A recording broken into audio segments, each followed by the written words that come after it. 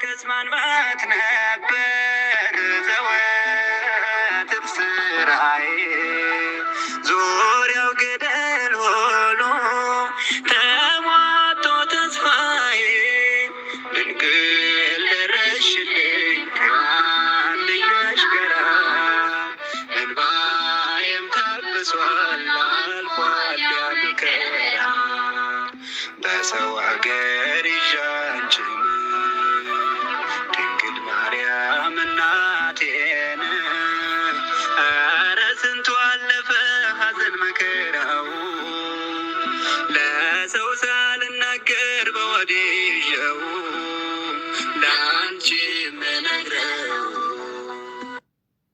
በስመ አብ ወወልድ ወመንፈስ ቅዱስ አሐዱ አምላክ አሜን። ሰላም እግዚአብሔር ይብዛላችሁ። ውድና የተከበራችሁ የኃያሉ የልዑል እግዚአብሔር ቤተሰቦች የእናቱ የእናታችን የማምላክ የወላዲት አምላክ የአስራት የበረከት የቃል ኪዳን ልጆች የቅዱሳን አክባሪዎች እህት ወንድሞቼ እንደምን ሰነበታችሁ? እንኳን ለጌታችን ለአምላካችን ለመድኃኒታችን ለኢየሱስ ክርስቶስ ወርኃዊ የልደት መታሰቢያ በዓልና በዕለቱ ታስበውና ተዘክረው ለዋሉት ዓመታዊ ወርኃዊ የቅዱሳን በዓላት በሰላም በጤና አደረሳችሁ አደረሰን እያልን እነሆ በዓለ ወልድን ምክንያት በማድረግ በወር የምናቀርብላችሁን መንፈሳዊ ጭውውት ይዘንላችሁ ቀርበናን። ርዕስ የሐሰት ምንነትና ጉዳት ክፍል 1። አዘጋጅ እህታችን ሙሉ ወለተ ሰማዕት።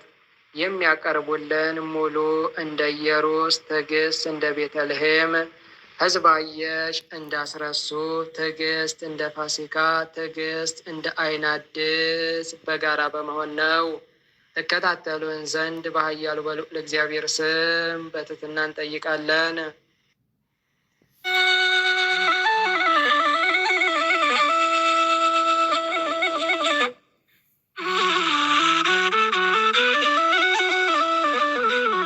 ተመስገን የቅዱሳን አምላክ ቸሩ እግዚአብሔር ጨለማውን ገፈ ብርሃን እንድንመለከት ስላደረግከን ክብርና ምስጋና ይድረስ። አሜን። በእውነት እስኪ እህቶቼ ልቀስቅሳችሁ፣ በጣም እንቅልፍ አበዙ። እህቶቼ ተነሱ፣ በሉ ንቁ። የቀረ ውሃን የሚደፋባቸው የምር ተነሱ። እናንተ ሞች ነው ስላሴ ስም አስደነግጣችሁ መሆናችሁ ነው። ወዴት ምን መጥቶ ነው? ወልክዱ ነው።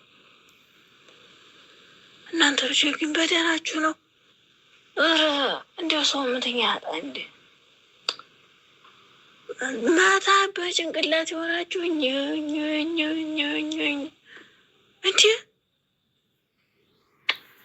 ጦርነት እኮ ነው የሚመስለው። ጭራሽ ቤቱ የጮታችሁ ነገር አለ። ጭራሽ አተኙ አታሰኙ መሆናችሁ ደግሞ ወይ ልክዱ ነው። ገና እኮ ነው ደግሞ አራራራው ከቢ ደግሞ ከማላችሁ እንጂ እንዲው እንዴ አጣውቃችሁ ገላችሁ እንኳን አጣራችሁ ጫኔ ከናንተ እንግዲህ በኋላ ከማላችሁ አልተኛ ደግሞ ብርድ ልብሱን ጥቅጥ አርጋችሁ ሸጉጣችሁ ወዲያው ወሰዳችሁት። እኔም ከየፍ የምትራሴ ነው ብትሆን ያደረው ደግሞ አሁን ትንሽ እንቅልፍቶኝ ነው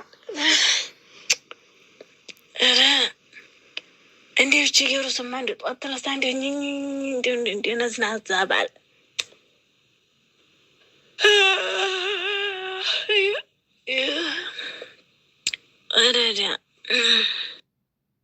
ወይ ኢየሩሴ። እሺ እኔ እንኳን ከተነሳው ቆየው ስልኬ ጋር አፍጥጬ ነው እንጂ ልታጠብና መጣሁ። ጎሽ በሉ ተነሳሱ። አስረሱዬ ደግሞ አታጉረምርሚ። የተኛሽበትን ሰዓት አውቀሽዋል። እንቅልፍ እኮ አይጠገብም ቆርጠው ካልተነሱ። ኢጃዛ ቤት ደግሞ አዚማም ነው።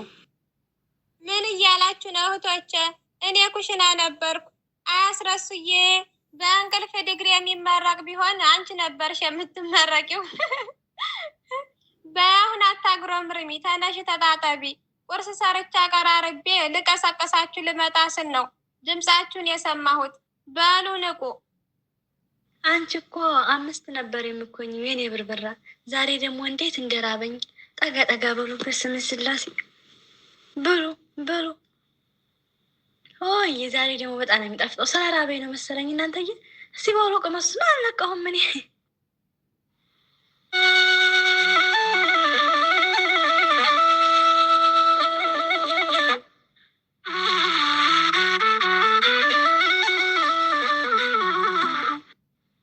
ጌታዬን አዲስ ይህን ጥራጭ በበዛበት ምግብ ታቤ ነው እንደዚህ አድርገሽ ይሄን የገፋችሁት እናንተ ምን አይነት አስር ነው ለኔሳችሁ ብርታችሁ ነው ለኔ ይቺ ያረጋችሁት እናንተ ልቤ እንትን አላለ አንቺ እንዲያርገሽ ጥራጭ ታቤ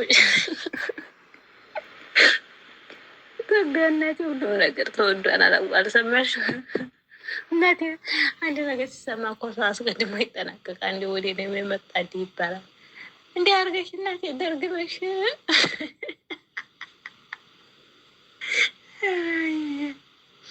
ደግሞ ለዚህ እንቅልፌን አቋርጬ እነሳቴ ወይኔ ወይ ጉድ አንቺ ልጅ ታወሪዋለሽ ወሬ በህይወት ትጠጫለሽ አይጎዳሽም ተመስገን አምላኬ ሆይ በሉ ስልክ አተያዙ ትምህርት እንማማር ማን ይጀምር ርዕስን የልምረጥ የሐሰት ምንነትና ጉዳት ቤተልሔም ጀምሪ እናቴ ወዲ ውሃማ እየጠጣሁ አይደለም ስንት ሃይላንድ መሰለሽ የማጠፋው ጥረጫ አብዝቼ የበላው ጊዜ ኧረ ልቤ አይችልም አሁን በስንት ሀሳብ እናቴ ልቤ ፍስስ ስላለ ደግሞ እኔ ቡርጭቅ እንዳይቶ ከዛሬ ጨጓራ በሀሳብ ተዋጥ እንኳን ጥረጫው ተጨምሮብን እና እናንተ ተማማሩ እኔ እዚህ ችግር የምልበልና አዳምጣቸዋለሁ አረ ወገን እንዲያው ሰው እንዲህ አድርጎ እንዲያው ይብላኝላችሁ እንዳርጋችሁ ሰብራችሁኝ ይረፉ ከእናንተ ማለት እንግዲህ በኋላ ሙቼ ነው ተቀምጬ የምተኛው በሉ ጀምሩ አዳምጣለሁ እሺ በሉ ከልብ እናዳምጥ የጭንጫና የብረት ውጤት እሳት እንደሆነ ሁሉ የአሉባልታ ወሬ የዋዛ ፈዛዛ ደግሞ ሐሰት ነው ድንጋይና ብረት ቢጋጩ እሳት እንደሚወጣ ሁሉ የማይጠቅም ወሬና ዋዛ ፈዛዛም መጨረሻቸው ውሸት ነው ድንጋይና ብረት ሲጋጩ እሳት መውጣቱ የማይቀር የተፈጥሮ ክስተት ነው በተመሳሳይ መልኩ አንድ ሰው ጊዜውንና አእምሮውን በማይጠቅም ወሬዎች ካሳለፈ ውጤቱ ውሸት መሆኑ የማይቀር ጉዳይ ነው ይህ የሚያሳየው ከባዶ ነገር ባዶ ውጤት ብቻ ሳይሆን ጎጂ ውጤት እንደሚገኝ ነው ዋዛ ፈዛዛ ወሬዎች ብዙውን ጊዜ መሰረት የሌላቸው ናቸው። ሰዎች ወሬያቸውን ለማጣፈጥ ወይም ንግግሩ እንዳይቆም ሲሉ የሚከተሉትን ነገሮች ያደርጋሉ። የመጀመሪያው ማጋነን፣ ትንሽ የሆነውን ነገር ትልቅ አድርጎ ለማሳየት እውነትን ማዛባት። ሁለተኛው ግምት፣ ያልታየና ያልተረጋገጠ ነገር እንደ እውነት አድርጎ ማቅረብ። ይህ ሂደት ደግሞ ንግግሩን ከእውነት መንገድ በማውጣት ወደ ቀጥተኛ ሐሰት ይመራዋል። ድንጋይና ብረት ሲጋጩ የሚወጣው እሳት የማቃጠልና የማጥፋት ኃይል አለው። አባባሉ ሐሰትን ከእሳት ጋር ማመሳሰሉ ትልቅ ትርጉም አለው። እሳት አውዳሚ ነው። እሳት ምሕረትን እንደሚያጠፋ ሁሉ በዋዛ ፈዛዛ የሚፈጠር ሐሰትም የሰዎች ስም፣ እምነትና ማህበራዊ ትስስር ያቃጥላል። ሁለተኛ የእሳት ባህሪ መስፋፋቱ ነው። እሳት ከትንሽ ፍንጣሬ ተነስቶ ሰደድ እንደሚሆን ሁሉ አንድ ትንሽ የዋዛ ፈዛዛ ወሬም ተሰራጭቶ ትልቅ ማህበራዊ ቀውስ ሊፈጥር ይችላል። የጊዜና የህይወት አጠቃቀም። ይህ አባባል ለሰው ልጅ ትልቅ ማስጠንቀቂያ ይሰጣል። አእምሮ በቁም ነገር ካልተያዘ በቆሻሻ ወሬዎች ይሞላል። አሉባልታ ወሬ ላይ ማተኮር የአእምሮን ጥራት ይቀንሳል። ይህም ግለሰቡ ለእውነት ያለውን ዋጋ እንዲዘነጋ ያደርገዋል። አዘውትረው የዋዛ ፈዛዛ ወሬዎችን የሚወዱ ሰዎች በሂደት ውሸት የባህሪያቸው አካል ይሆናል። መጀመሪያ ላይ ለጨዋታ ወይም ለሳቅ ተብሎ የሚጀመር ወሬ መጨረሻ ላይ ሰውን የመጥለፍና የማታለል መሳሪያ ወደ መሆን ይሸጋገራል። አባባሉ አንደበትህን መግራት ካልቻል ንግግር ወደ ሐሰት፣ ሐሰት ደግሞ ወደ ጥፋት ይመርሃል የሚል መልእክት አለው። እንደ ድንጋይና ብረት ግጭት ሁሉ አላስፈላጊ ንግግሮችም በግለሰብና በማህበረሰብ ህይወት ውስጥ የማይጠፋ እሳት ሊለኩሱ እንደሚችሉ ያስገነዝባል። ቀጥሎም ሊቁ ቅዱስ ዮሐንስ አፈወርቅ እንዲህ ይላል፣ ሐሰት የፍቅር ጥፋት ነው፣ በሐሰት መማል ደግሞ እግዚአብሔርን መካር ነው ይላል። ውሸት ፍቅርን ያፈርሳል። በሐሰትም መማል ደግሞ እግዚአብሔርን እንደ መካድ ይቆጠራል ይላል። ፍቅር በስሜት ብቻ የሚቆም ሳይሆን በእውነትና በመተማመን ላይ የሚገነባ ህንፃ ነው።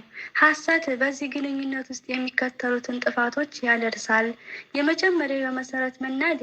የአንድ ግንኙነት መሰረት መተማመን ነው። ውሸት ወደ ግንኙነቱ ውስጥ ሲገባ ያ መሰረት ይናዳል። መሰረቱ የተናደ ህንፃ ደግሞ ቆይቶ መውደቁ አይቀሬ ነው። ሁለተኛ የደህንነት ስሜትን ማጣት። በፍቅር ውስጥ ያሉ ሰዎች እርስ በርሳቸው መጠናኛና መተማመኛ ናቸው። አንዱ በሌላው ውሸት ቢናገር ግን ይህ ሰው በሌላ በምን ጉዳይ እየዋሸኝ ይሆን የሚል ስጋት ይፈጥራል። ይህ ስጋት ደግሞ የፍቅርን ሰላም ይነጥቃል። እውነተኛ ፍቅር የሚኖረው ሁለት ሰዎች ማንነታቸውን ያለምንም መደበቅ ሲገልጡ ነው። ውሸት ግን ግድግዳን ይፈጥራል። ግድግዳ ባለበት ቦታ ደግሞ እውነተኛ መገናኘትና መረዳዳት የለም። መሐላ ማለት አንድ ሰው የሚናገረው ነገር እውነት መሆኑን ለማረጋገጥ ከራሱ በላይ የሆነ ኃይል እግዚአብሔርን ምስክርነት አድርጎ መጥራት ማለት ነው። በሐሰት መማል ደግሞ ከባድ የሚያደርገው የሚከተሉት ነጥቦች ናቸው። የመጀመሪያው እግዚአብሔርን ለሐሰት ምስክር ማድረግ ነው። በሐሰት የሚምል ሰው ሁሉን አዋቂ የሆነውን እግዚአብሔርን የውሸት ተባባሪ እንዲሆን እየጠየቀ ነው። ይህ ለእግዚአብሔር ክብር አለመስጠትና ትልቅ ድፍረት ነው። ሁለተኛ የተግባር ክህደት ነው። አንድ ሰው በአፉ አምናለሁ ቢል በሐሰት ሲምል ግን እግዚአብሔር አያየኝም፣ አይሰማኝም ወይም አያዝንብኝም የሚል እምነት አድሮበታል ማለት ነው። ይህም እግዚአብሔርን በአንደበት ሳይሆን በተግባር መካድ ይባላል። የመጨረሻው የህሊና መደንዘዝ ነው። በእግዚአብሔር ስም ለመዋሸት የደፈረ ሰው ህሊና እውነትን የመለየት አቅሙን አጥቷል ማለት ነው። ይህም ሰውን ከመንፈሳዊ ማንነት ወጥቶ ወደ ጨለማ ይመራዋል። ከሰዎች ጋር ያለንን ግንኙነት እውነት ከሌለ ፍቅር የለም። ፍቅር ከሌለ ደግሞ ማህበራዊ ህይወት የለም። ከእግዚአብሔር ጋር ያለንን ግንኙነት እውነት ከሌለ እምነት የለም። እምነት ከሌለ ደግሞ መንፈሳዊ ሰላም የለም።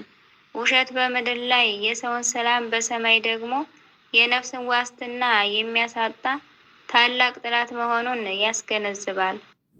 እውነትን መናገር ለሰዎች ያለንን ፍቅር፣ ለእግዚአብሔር ደግሞ ያለንን ታማኝነት የምንገልጽበት መንገድ ነው። ቅን ሀሳብ ያለው ማንም ሰው የሐሰትን ኃጢአት እንደ ቀላል ነገር አይቁጠረው።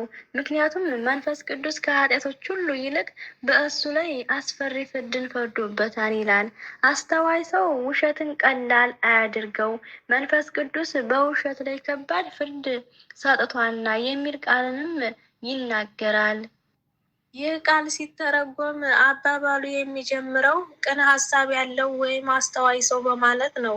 ይህ የሚያሳየው ውሸትን እንደ ቀላል ነገር አለመቁጠር የብልህነት ምልክት መሆኑን ያሳያል። አስተዋይ ሰው የአንድን ነገር አጀማመር ብቻ ሳይሆን መጨረሻውንና የሚያስከትለውን መንፈሳዊ ተጠያቂነት ይመለከታል። ቅን ሀሳብ ያለው ሰው ህሌናው ስስ በመሆኑ ትናንሽ የሚባሉ ስህተቶች፣ ውሸቶች በእሱና በእግዚአብሔር መካከል የሚፈጥሩትን መጋረጃ አስቀድሞ ይረዳል። ብዙ ጊዜ ሰዎች ውሸትን እንደ መጠነኛ ስህተት ወይም ነጭ ውሸት በማለት ለቀልድና ለጊዜያዊ ጥቅም ሲሉ ይጠቀሙበታል። አባባሉ ግን ይህንን አመለካከት አጥብቆ ይቃወማል። ውሸት ለሌሎች ኃጢአት ሁሉ በር ከፋች ነው። አንድን ስህተት ለመሸፈን ሌላ ውሸት፣ ያንንም ለመሸፈን ሌላ ክፋት እየጨመረ ሰንሰለቱ ይቀጥላል። ውሸትን እንደ ቀላል ነገር መቁጠር በሂደት የሰውየው መለያ ባህሪ እንዲሆን ያደርገዋል። በመንፈስ ቅዱስ ዘንድ ያለው አስፈሪ ፍርድ ይህ አባባሉ እጅግ ጠንካራና መንፈሳዊ ትንታኔ ነው። መንፈስ ቅዱስ በመንፈሳዊው ዓለም የእውነት መንፈስ ተብሎ ይጠራል። ስለዚህ ውሸት በእርሱ ዘንድ ከባድ ፍርድ የሚያሰጠው ለምንድን ነው? ከባህሪው ጋር ይጋጫል። መንፈስ ቅዱስ የእውነት ምንጭ በመሆኑ ሐሰት ከእግዚአብሔር ባህሪ ጋር ፍጹም ተቃራኒ ነው። አንድ ሰው ሲዋሽ የእውነትን መንፈስ እያሳዘነና ከእርሱም እየተለየ ነው። ሌሎች ኃጢአቶች በድንገተኛ ስሜት ወይም በሰውኛ ድክመት ሊከሰቱ ይችላሉ። ውሸት ግን አእምሮ እያወቀ እውነትን አጣሞና አቅዶ የሚደረግ ተግባር በመሆኑ ፍርዱን ከባድ ያደርገዋል። በእውነት ቃለ ሕይወትን ያሰማልን፣ ጸጋውን ያብዛላችሁ። በቅዱሳት መጽሐፍት ትምህርት መሰረት ሐሰት የዲያብሎስ ባህሪ የሐሰት አባት ተደርጎ ይገለጻል። ስለዚህ በሐሰት የሚመላለስ ሰው ከእውነት መንፈስ ወጥቶ ወደ ጨለማ ዓለም የተጠጋ መሆኑን ያሳያል። የሐሰት መንፈሳዊ ውጤት ያለው በዚህ አባባል መሰረት በሐሰት ላይ የሚፈረደው ፍርድ አስፈሪ የተባለበት ምክንያት ይህ ነው። መጀመሪያ የጸጋ መራቅ። ሰው ውሸትን የዕለተ ተዕለት ልምዱ ካደረገ የመንፈስ ቅዱስ ረድኤትና ብርሃን ከሕይወቱ ይርቃል። ሁለተኛ የልብ መደንዘዝ። ትልቁ ፍርድ ሰውየው እውነትን የመለየትና የመናገር ፍላጎቱ እሙት መሆኑ ነው። ይህ አባባል ለሰው ልጅ የሚሰጠው ትልቅ ምክር ውሸትን አትናቁት የሚል ነው። ይህች ምን ትሰራለች ተብላ የምትናቅ ትንሽ ውሸት በሰውና በእግዚአብሔር መካከል ትልቅ ግድግዳ የምትሰራ፣ ፍቅራችንን የምታፈርስና በመጨረሻም በመንፈሳዊ ዓለም ከባድ ዋጋ የምታስከትል መሆኗን ያስገነዝባል። በመሆኑም አንድ ቅን ሀሳብ ያለው ሰው አንድ ድንጋይና ብረት ግጭት እሳት እንደሚወልዱት ተረድቶ ውሸትም ፍርድንና ጥፋትን እንደሚወልዱ ተረድቶ ሕይወቱን በእውነት መንገድ ላይ ሊመራ ይገባዋል። ቀጣይም እንዲህ ይላል ቅዱስ ዳዊት፣ ለእግዚአብሔር ሐሰት የሚናገሩትን ሁሉ ታጠፋቸዋለህ ካለ ታዲያ ሐሰት ላይ ማህላን ደርበው የሚናገሩ ምን ይደርስባቸው ይሆን? መዝሙረኛው ቅዱስ ዳዊት ውሸታሞች እንደሚጠፉ ከተናገረ በውሸት ላይ መሐላን የሚጨምሩ ቅጣታቸው ምንኛ ይከብድ ይሆን? ይህን ስንተረጉም መዝሙረኛው ቅዱስ ዳዊት በመዝሙር 5 ከቁጥር 6 ላይ ሐሰትን የሚናገሩትን ታጠፋቸዋለህ ሲል ውሸት በራሱ የሞት ፍርድ የሚያሰጥ ከባድ ኃጢአት መሆኑን አረጋግጧል። ይህም የሆነበት ምክንያት የባህሪ መቃረን እግዚአብሔር እውነት በመሆኑ ሐሰት ከእግዚአብሔር መንግስት ጋር ምንም አይነት ህብረት የለውም። ውሸት የጨለማ ዓለም ገዥ መለያ በመሆኑ በሐሰት የሚመላለሱ ሁሉ የጥፋት መንገድ ላይ መሆናቸውን ቅዱስ ዳዊት ተረድቷል። በሐሰት ላይ ማህላን መደረብ ማለት ምን ማለት ነው? በሐሰት ላይ ማህላን ደርበው የሚሰፉ በማለት እጅግ ገላጭ የሆነ አገላለጽ ተጠቅመዋል። ይህ የሚያሳየው አንድን ውሸት ለማጽናት እግዚአብሔርን እንደ ዋስትና መጥራት ነው። በእውነት ለሁላችሁ ምቶቼ ቃለ ሕይወት ያሰማልን። ይህ በሁለት መንገድ የከፋ ይሆናል። የመጀመሪያው ኃጢአት ሐሰት መናገር ሲሆን ሁለተኛውና የከፋው ደግሞ የእግዚአብሔርን ስም በከንቱ መጥራት ነው። ይህ ኃጢአት በእግዚአብሔር ላይ መደረብ ነው። በሐሰት የሚምል ሰው እግዚአብሔር አያየኝም ወይም ቢሰማኝም ግድ የለውም ብሎ በማሰቡ እግዚአብሔርን የውሸት ተባባሪ ለማድረግ ይሞክራል። ቅጣታቸው ምንኛ ይከብድ ይሆን ያለው ተራ ውሸት ጥፋትን የሚያስከትል ከሆነ በሐሰት መሐላ የታጀበ ውሸት ቅጣቱ እጥፍ ድርብ እንደሚሆን የሚከተሉትን ነጥቦች መረዳት ይቻላል። የመጀመሪያው የህሊና መታወር ነው። በሐሰት ለመማል የሚደፍር ሰው ህሊናው ፍጹም ደንዝዟል ማለት ነው። እንዲህ አይነት ሰው ንስሐ የመግባት እድሉ ዝቅተኛ ስለሚሆን ፍርዱ የጸና ይሆናል። ከእግዚአብሔር መራቅ። መዝሙረኛው ቅዱስ ዳዊት እንዳለው ተራ ውሸታሞች ከጠፉ የእግዚአብሔርን ስም ለውሸት መሸፈኛ የሚያደርጉ ደግሞ ከእግዚአብሔር ምሕረት ፍጹም ተለይተው ለከፋ መቅሰፍት ይጋለጣሉ ይላል። በእውነት ለሁላችሁም እህቶቼ ቃለ ሕይወት ያሰማልን፣ ጸጋውን ያብዛላችሁ፣ በቤቱ ያጽናችሁ ውዶችዬ። አሜን። በእውነት በጣም ደስ የሚል ትምህርት ነበረ እህቶቼ፣ ጸጋውን ያብዛላችሁ። ይህን የመሰለ ትምህርት ሊያመልጠኝ ነበረ በእውነቱ። በሉ እንቀጥላለን። ለዛሬ ይበቃናል።